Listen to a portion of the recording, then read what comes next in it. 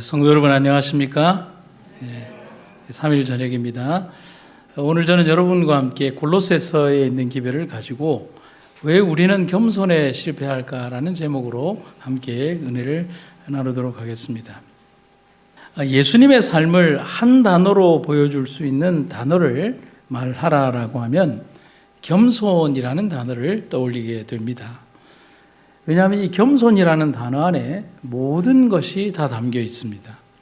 희생과 낮아짐, 오래 참음과 사랑, 그리고 용서와 덮어주심 등 헤아릴 수 없는 깊이와 의미가 겸손이라는 단어 안에 다 있습니다. 그래서 예수님은 본인의 사역을 말씀하시면서 이런 표현을 스스로에게 하고 계십니다. 마태복음 11장 29절에 있는 말씀인데요. 나는 마음이 온유하고 겸손하니 나의 멍에를 메고 내게 배우라. 그러면 너희 마음이 쉼을 얻으리니. 여기 보면 예수님 스스로에게 이야기하시기를 나는 마음이 온유하고 겸손하다라는 표현을 쓰고 있습니다. 그런데 이 겸손이라는 말의 사전적 의미를 좀 찾아보면 의미가 좀 남다릅니다. 겸손은 자신을 낮추고 타인을 존중하고 자신의 부족함을 알고 자신보다 뛰어난 자들이 있음을 겸허하게 받아들이는 자세를 말한다. 이게 사전적 의미인데 신앙적인 의미로도 결코 손색이 없어요. 그런데 성서적 의미를 조금 더 깊이 있게 보면 우리가 성서 사전을 보면 조금 더 깊이 있는 의미가 이렇게 등장을 합니다.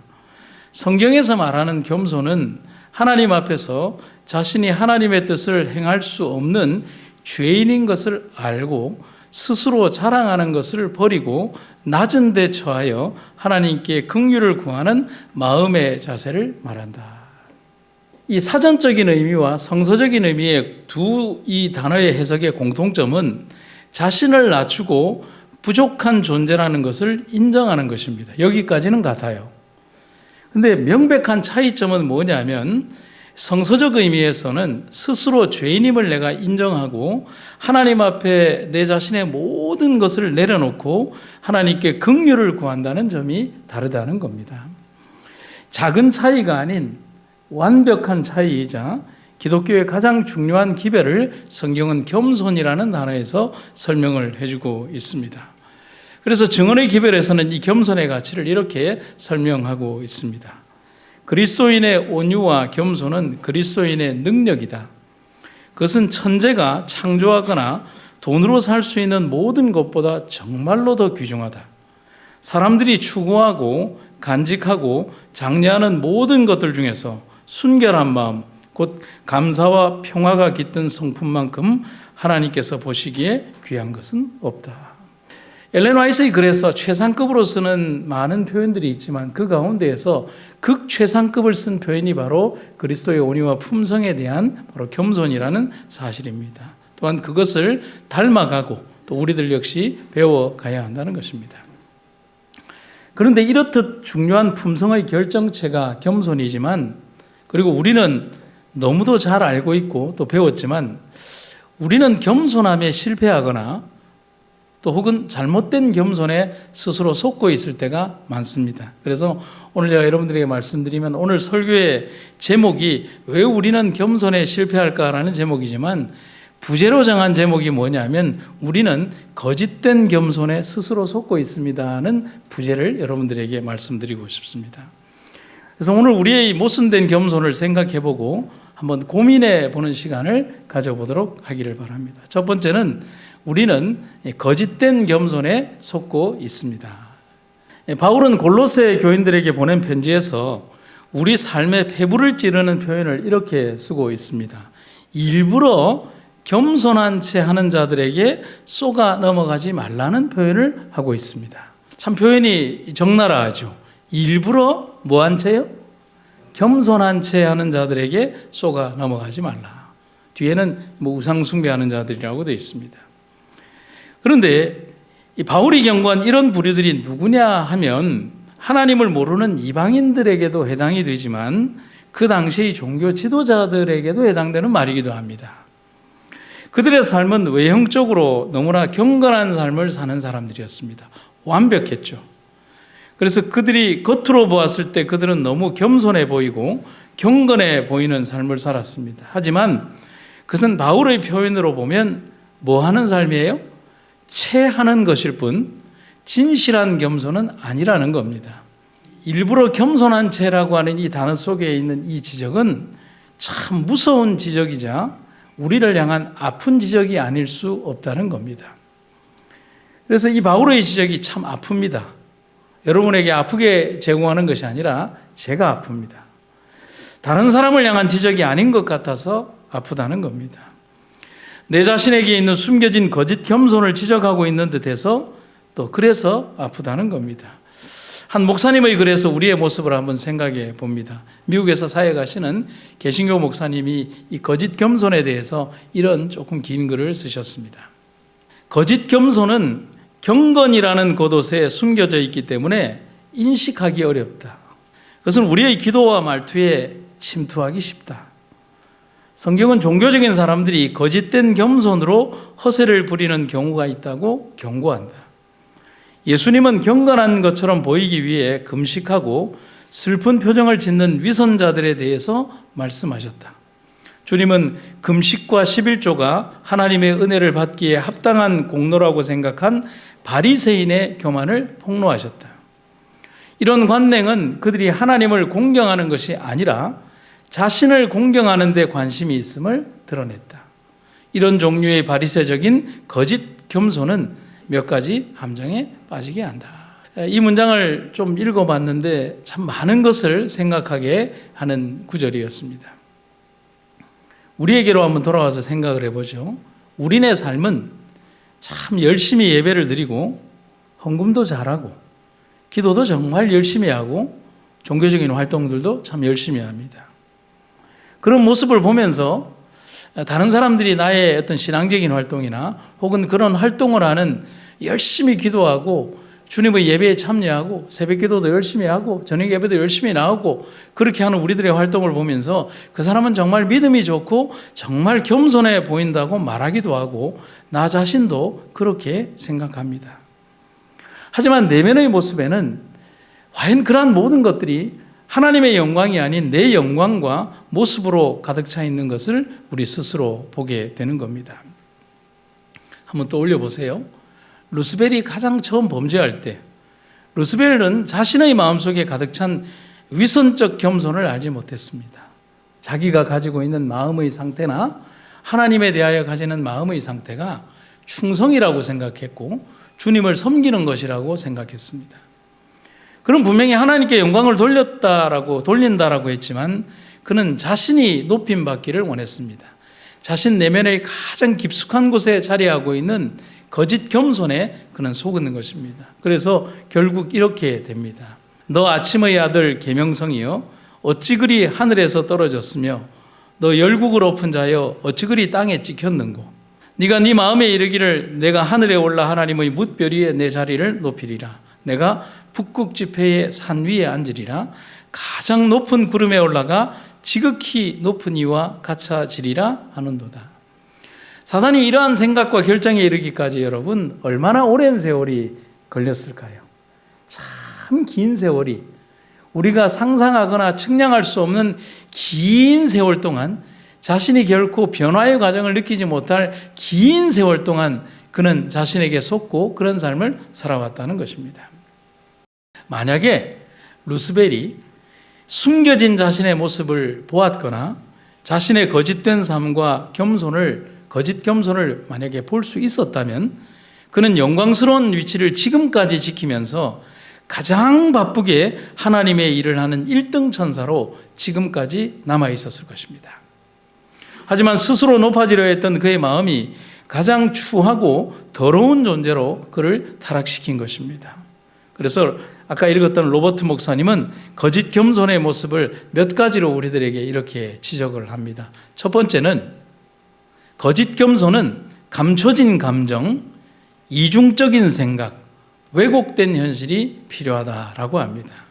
거짓된 겸손은 실제의 모습보다 자기 자신을 다른 사람들에게 더 가난하게 표현하거나 더 슬프게 표현하거나 더 재능이 없게 자기 자신을 측은하게 표현하거나 내가 더 많은 것을 희생하고 있다는 모습으로 희생적인 한 모습으로 표현함으로써 사람들에게 더 많은 것을 나에게 이렇게 생각하게 하는 그런 척하는 거짓된 삶을 살게 합니다. 이런 습관이 종교적인 모습으로 보일 수는 있지만 육체의 방종을 막는 데는 도움이 되지 않는다라고 골로새 2장에서 얘기를 합니다. 그래서 저명한 종교 조술가인 C.S. 루이스라고 하는 이 목사님은 겸손에 대해서 혼동하지 말 것을 말하면서 이런 재미있는 글을 썼어요.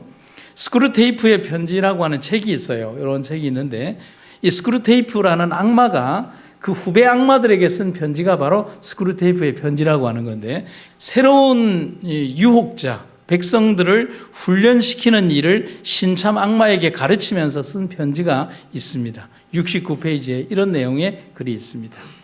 네 환자가 겸손해졌어. 그로 하여금 그 사실에 주의를 기울이도록 만들었어? 마음이 정말로 가난해진 그 순간 마음 한구석에 은밀히 자리 잡는 만족스러운 느낌 말이야. 오, 난 지금 완전히 겸손해졌어 라고 외치는 그때를 정확하게 너는 포착해야만 해.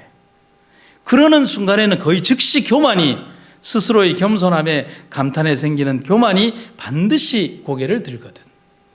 그런데 그가 그런 위험마저 깨닫고 새로운 형태의 교만을 억누르려고 한다면 바로 즉시 다음 단계에 돌입하는 것이, 교만을 누르려는 노력까지 하는 대단한 자신에 대한 또 다른 교만이 생기도록 말이야. 이런 과정은 여러 번 거치는 건 아무런 문제가 없어. 내 말이 무슨 뜻인지 알겠지? 그러나 너무 오래 하는 건 안 돼. 네가 그의 유머 감각을 깨우고 또 더불어 어떤 반복성이 주는 공식 같은 것을 깨닫게 만들면 그 사람은 그냥 피식 웃으면서 잠자리에 들지 모르니까 말이야.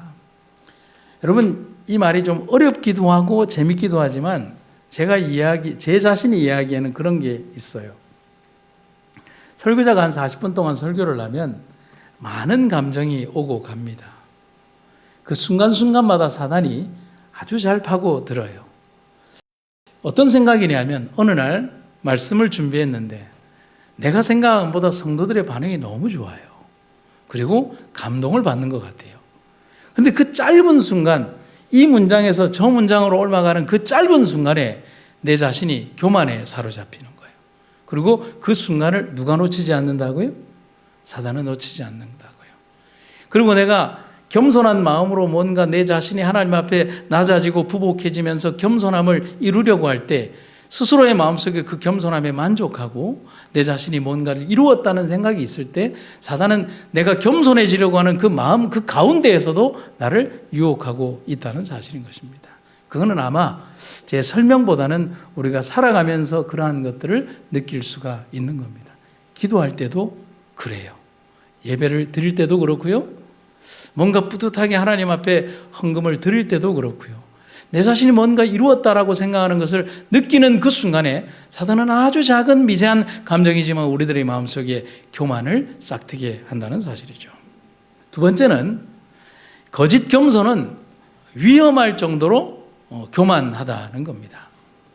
바울은 거짓된 겸손을 즐기는 자들은 그들의 감각적인 마음으로 말미암아서 모든 것을 헛되이 과장한다라고 표현을 하고 있습니다. 그런데 쉬운 말 번역은 이것을 어떻게 번역하느냐 하면 정말 이해하기 쉽게 헛되이 우리의 표현을 과장한다는 표현이 아주 적절하게 이렇게 표현을 합니다. 같이 읽어볼까요? 노란색 글씨를 시작. 육신의 조잡한 생각을 부풀려서 말합니다. 여러분 이 말 공감하십니까? 저는 굉장히 공감을 합니다. 왜냐하면 제가 이것 때문에 집사람한테 많이 혼났거든요. 설교를 할 때 목사는 가장 많은 실수를 합니다. 왜냐하면 주어진 30분에서 1시간의 시간 동안 자기에게 전적인 어떤 고난으로 주어진 시간에 많은 말을 하다가 보니 그 속에서 자기 자신이 드러나고자 하는 정신이 설교자에게 끝도 없이 이르러 오게 됩니다. 하나의 예를 들면 이런 거예요. 제가 예전에 지금도 그럴지 모르지만 가지고 있는 거짓 겸손의 모습 또 설교 가운데 있는 교만의 모습은 뭐냐면 제가 표현하고자 하는 표현을 극대화하기 위해서 부풀립니다. 예를 들면 어떤 사람에게 한 5번 찾아갔는데 어떤 표현을 쓰면 수도 없이 찾아갔다라는 거예요. 이해하시죠? 사람들에게 자신도 모르게 이 표현을 극대화하면서 부풀리는 거예요. 그러면서 내 설교가 이 사람들에게 극적인 어떤 변화와 감정의 변이, 그런 이 속에는 뭐가 숨겨져 있냐면 내 인간적인 어떤 언어의 표현을 통해서 사람들이 감동받기를 바라는 사단의 교묘한 것이 숨겨져 있다는 거예요. 여러분, 제가 왜 이렇게 지나치도록 여기에 원고를 쓰는 줄 아십니까? 그것은 뭐냐면 사단이 내가 준비한 말씀에 개입하지 않게 하기 위하여, 저를 쳐서 복종하게 하기 위하여 저는 원고를 쓰는 겁니다. 그럼에도 불구하고 사단은 지금 하고 있는 많은 일들에 대하여 저의 생각을 부풀려서 합니다. 그래서 제가 잘 쓰는 표현 중에 하나가 저는 두꺼비 컴플렉스 환자입니다 라고 하는 거예요. 두꺼비가 자기 자신보다 자기를 더 크게 부풀리기 위해서 어떻게 합니까? 바람을 넣어서 푹 이렇게 크게 하잖아요. 내 자신의 모습이나 영향력보다 더 크게 보이기 위해서 나 자신을 부풀리는 그런 두꺼비 컴플렉스에 걸려 있는 것 같아요. 그래서 육신의 조잡한 생각을 부풀려서 말합니다는 이 표현은 기막힌 표현이자 적용이 아닐 수 없습니다. 결국 거짓 겸손은 뭘까요? 하나님 중심이 아니라 자기 중심적인 생각을 숨기는 것을 말하는 겁니다. 우리가 하나님 앞에서 행하고 그분이 우리 마음의 모든 생각과 의도를 다 아신다는 사실을 망각하는 거예요. 이런 교만이 사람들에게는 숨겨질지 몰라도 하나님 앞에서는 확연히 드러납니다. 그래서 제가 여러분에게 이런 말씀을 드립니다. 하나님은 인간의 겉모습에 뭐하지 않으십니다? 쏙지 않으십니다. 여러분, 제가 이 설교를 통해서 여러분들에게 제 감정적인 표현을 속이거나 잘못 전달할 수는 있지만 하나님은 그렇게 할 수가 없어요. 세 번째는 거짓 겸손은 하나님께 돌려야 할 영광을 도둑질하는 겁니다. 우리가 거짓 겸손에 빠졌다면 우리 신앙의 뿌리 어딘가에 문제가 생긴 겁니다. 여러분, 아무리 나무가 좋아 보여도 근본적인 뿌리가 잘못되어 있으면 결국은 죽습니다. 그거와 같은 거예요. 우리는 자신도 모르게 하나님에게 돌려야 할 영광과 찬송을 인간인 자기가 받기를 원하게 됩니다. 곧 영광을 도둑질하는 것입니다. 사람에게 칭찬받으려고 해서는 안 됩니다. 또한 사람 앞에 서는 것을 욕심내서도 안 됩니다. 그래서 어떤 분이 그런 얘기를 해죠. 천국에 가면 제일 없을 사람이 목사라고요. 왜냐하면 말을 제일 많이 했잖아요. 또한 자신의 하는 일을 부풀려서 말하고 표현하려고 해서도 안 됩니다. 여러분, 내 자신의 했던 일들을 부풀리는 이유는 딱 하나밖에 없습니다. 내 자신을 뭐 하기 위해서요? 자랑하기 위해서요. 여러분, 작은 개미가 자기보다 엄청나게 큰 과자 하나를 짊어지고 자신의 굴로 옮겨갑니다.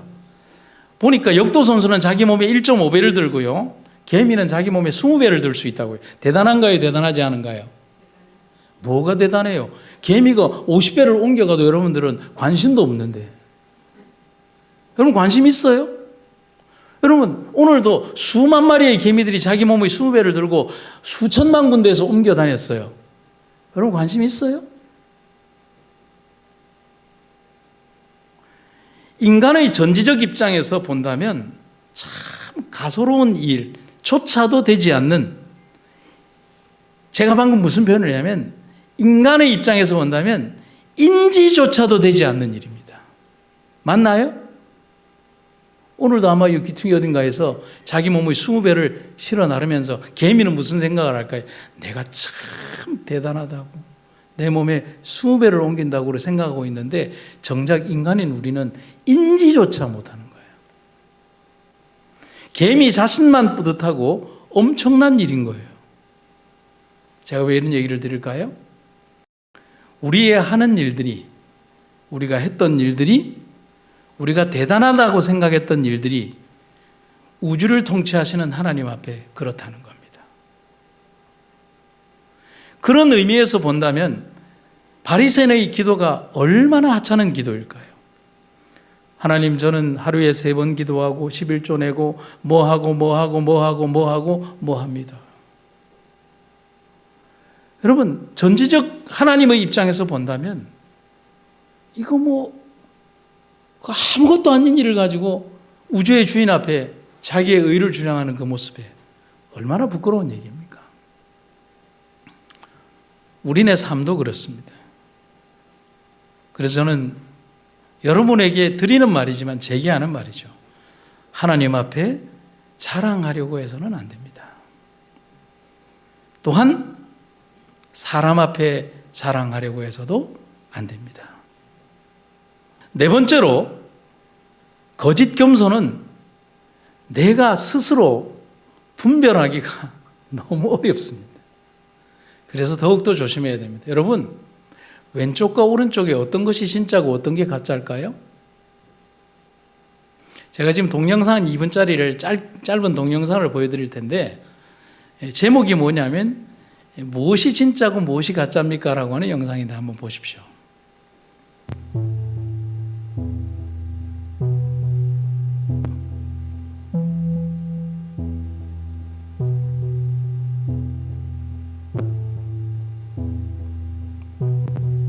어떤 게 진짜일까요?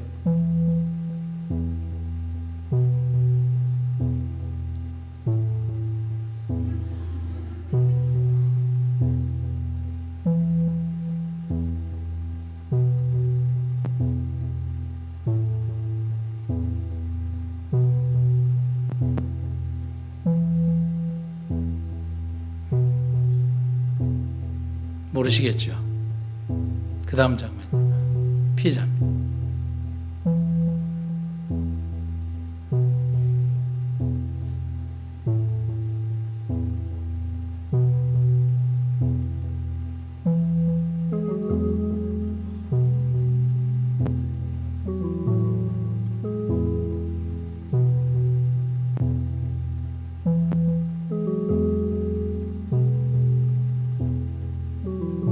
참 가늠하기 힘듭니다.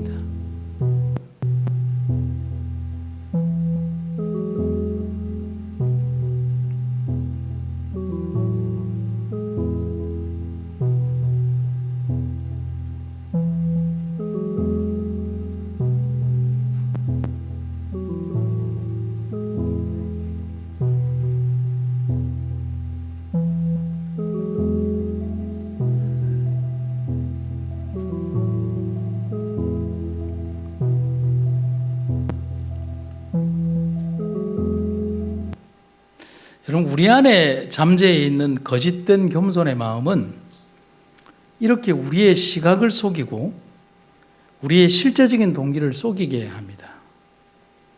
그런데 조금 거리를 두고 멀리서 보면 알 수가 없어요. 그려진 페이크인데도 불구하고 우리가 구분해낼 수 없을 만큼 그게 내 마음속에 존재하는 거예요. 그래서 성경은 우리에게 믿음의 호신경으로 조심하라고 얘기를 하는 거예요. 제가 요즘 부쩍 이런 기도를 드립니다. 하나님, 제가 만족하는 설교를 했습니까? 아니면 하나님이 기뻐하는 설교를 제가 했습니까? 괴로워요.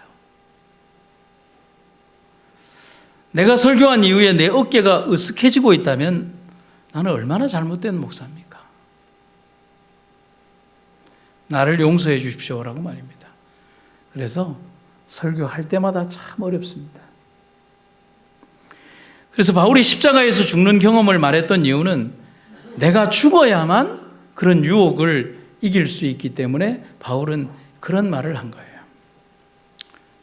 그래서 오늘 정답을 드린다면 정답은 십자가밖에 없습니다. 요즘 조금 철이 드는지 예전보다 설교 준비를 하다 보면 설교 준비하기가 쉬워졌다는 표현이 이상한데요. 그런 표현보다는 설교 준비하는데 고민을 하지 않게 되는 것을 느낍니다. 왜냐하면 딱히 다르게 할 말이 없기 때문에 그래요. 예전에는 뭔가를 말해야 되겠다라는 고민이 많았는데 지금은 그런 고민을 별로 하지 않아요. 바울의 표현처럼 십자가 외에는 자랑할 것이 없다고 말한 바울의 이야기를 떠올리게 됩니다. 그러면서 오늘 설교를 준비하면서 이런 생각을 했어요. 옷이 많은 사람이 옷 걱정을 합니다. 맞죠? 옷장에 가득 걸려있는 옷을 보면서 뭐라고 얘기를 하냐면 입을 옷이 없다고 얘기를 합니다. 그런데 이 단벌 신사는 고민할 필요가 없습니다. 어차피 하나니까. 왜냐하면 그 사람에게 있어서 고민은 사치일 뿐 빨리 입고 나가서 자신의 할 일을 하면 되기 때문입니다. 신발도 그래요. 신발장에 가득 놓인 겹겹이 몇 층에 쌓여있는 신발을 보면서 오늘 고민을 하죠. 무슨 색깔의 신발을 신어야 되나. 급기야는 빨간색 옷에 맞는 빨간색 구두가 없어서 신발장에 무수한 신발을 보면서 내가 이렇게 얘기합니다. 오늘 신을 신발이 없네. 우리가 자주 하는 말들 아닙니까? 여러분, 다메섹 이전에 바울이 그랬어요. 정말 많은 일을 하고 하나님의 이름으로 수없이 많은 일들을 했지만 채워지지가 않았어요. 많은 옷들이 걸려 있는데 입을 옷이 없는 허전함처럼 그가 정말 많은 일을 했는데 만족감이 없는 거예요. 뭔가 인간적으로 좀 더 해야 하나? 내가 뭔 일을 좀 더 해야 하는 생각밖에 바울에게는 없었어요. 언제나 허전했어요. 옷장 가득 걸린 옷을 보며 입을 옷을 못 찾는 우둔한 맹인처럼 바울은 살았거든요. 그런데 다메섹에서 예수님을 만나고 난 후 그의 삶은 지금까지의 삶과는 전혀 다른 삶을 살게 됩니다. 먼저 그는 자신의 위치와 재산과 소유와 그리고 모든 것들을 다 잃어버렸습니다. 빈털터리가 되고 그리고 유대인들에게는 배신자가 되고 그리고 기독교인들에게는 간첩이 아닐까 하는 의심을 받습니다. 말 그대로 쭉정이가 된 거예요. 여기에 가도 대접 못 받고 저기에 가도 대접 못 받고 재산이나 이런 것들은 다 사라지고. 하지만 그에게 남은 것이 딱 하나가 있었어요. 한 벌 남겨진 옷, 예수께서 입혀주신 새로운 의의 옷입니다. 바울은 이 옷 하나로 그의 삶을 마감하는 순간까지 살았습니다. 그런데 정말 이상한 것은 바울은 자신이 주님을 위해 아무것도 할 수 없는 존재고 버러지 같은 사람이지만 주님과 함께하는 하루하루가 충만하고 기쁨 있는 하루하루라고 간증하고 있는 겁니다. 다 버렸는데 풍성해지더라는 거죠. 배설물처럼 싹 다 버렸는데 채워지더라는 거죠. 다메섹 이후 바울은 어떤 삶을 살아야 할지 고민하지 않았습니다. 그래서 바울이 한 이 고백을 들어보면 마음에 확 와닿습니다. 이거죠. 내가 궁핍함으로 말하는 것이 아니라 어떠한 형편에든지 나는 자족하기를 배웠노니. 여기에서 자족을 하면 감사하게 되고 만족하게 되고 한 벌 옷 같은 삶을 사는 거죠. 나는 비천에 처할 줄도 알고 풍부에 처할 줄도 알아.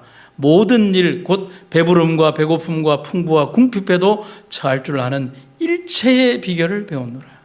내게 능력 주시는 자 안에서 내가 모든 것을 할 수 있느니라. 여러분 새롭게 와닿으십니까?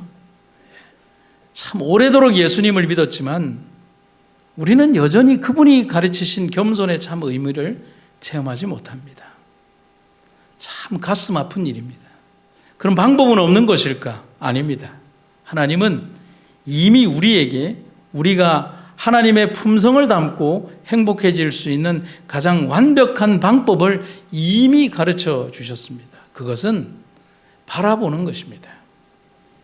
그리고 주어진 말씀대로 사는 것입니다. 높은 자리와 명예를 추구하지 말고 십자가의 주님만 따라가는 것입니다. 사랑하는 성도 여러분, 우리의 삶에서 겸손이 사라질 때 우리가 경건으로 위장한 겸손의 모습으로 살아갈 때 우리는 사단이 쳐놓은 덫에 걸려서 고통받게 됩니다. 이것마저 참으라고 하셨던 예수님은 예수님의 말씀은 사라지고 나의 판단과 생각이 시퍼런 칼날이 되어서 휘두르게 됩니다. 몇 시간 뒤면 자신을 부정하고 도망갈 제자들의 모습을 이미 아시면서도 그들의 발을 두 손으로 씻어주신 예수님의 겸손과 모습을 우리는 왜 자꾸 다른 모습으로 내 삶에 적용하려고 할까요?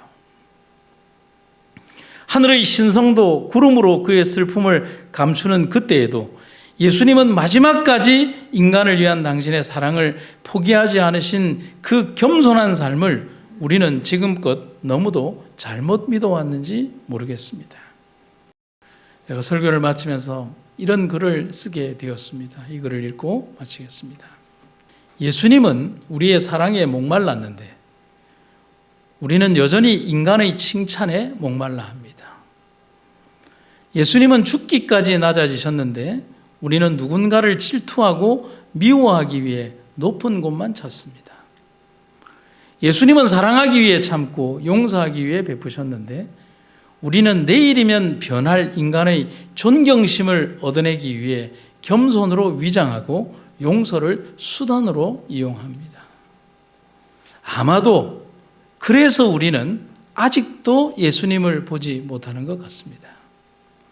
서푼어치 인간의 칭찬과 30cm밖에 되지 않는 단상에서 외치는 자가 되고 싶어서 말입니다. 낮은 데서 보는 하늘은 더 아름답습니다. 심지어 우물 속 깊은 곳으로 더 낮아지면 하늘은 내 가슴 크기만큼 가깝고 더 아름다워집니다. 그렇게 되기를 소망합니다. 오늘 우리들의 삶이 주님께 가장 가까이 이르는, 그래서 우리는 겸손에 실패하는 사람이 아니라 주님의 겸손을 따라가는, 그리고 가장 아름다운 삶 속에서 기뻐하고 즐거워하는 여러분과 제가 되기를 주의 이름으로 축원합니다. 주님의 삶을 담게 하시고 또 주님께서 우리에게 보여주신 그 아름다운 겸손의 삶이 우리의 삶에 이루어지게 하여 주시옵소서. 살아가며 우리가 가지고 있는 마음속 많은 교만의 정신들, 거짓된 겸손들을 떨어버리게 하시고 오직 주님만 바라보는 귀한 삶 살아가게 하여 주시옵소서. 우리에게 주어진 삶의 시간 동안 얼마나 더 주님을 위하여 일할 수 있을까를 생각하고 오로지 주님만 바라보고 또 주의 일을 행하는 아름다운 주의 백성들 되게 하여 주시옵소서. 예수님 이름으로 기도드립니다.